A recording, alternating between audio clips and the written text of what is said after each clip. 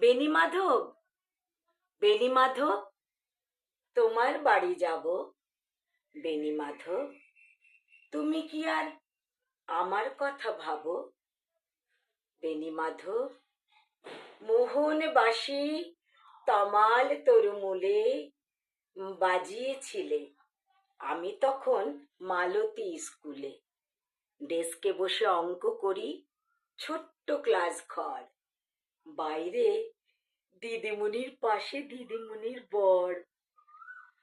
আমি তখন নবম শ্রেণী, আমি তখন শাড়ি, আলাপ হলো বেনি মাধব সুলেখাদের বাড়ি।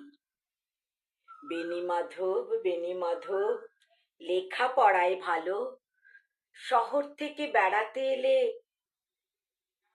আমার রং কালো। তোমায় দেখে এক দৌড়ে ছুটতে গেছি ঘরে। বেনি মাধব, আমার বাবা দোকানে কাজ করে।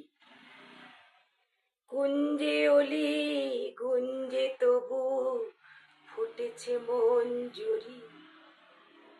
সন্ধেবেলা পড়তে বসে অঙ্কে ভুল করি। আমি তখন নবম শ্রেণী, আমি তখন 16।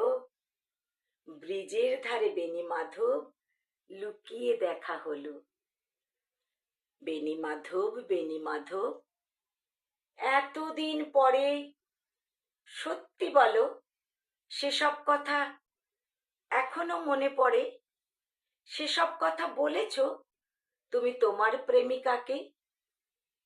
আমি কেবল একটি দিন তোমার পাশে তাকে দেখেছিলাম আলোর নিচে, অপূর্ব সে আলো।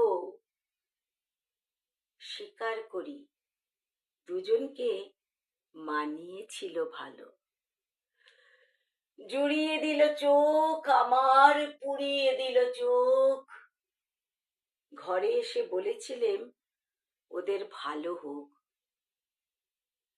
রাতে এখন শুতে আসি একতলার ঘরে, মেঝের পরে বিছানা পাতা, জ্যোৎস্না এসে পড়ে।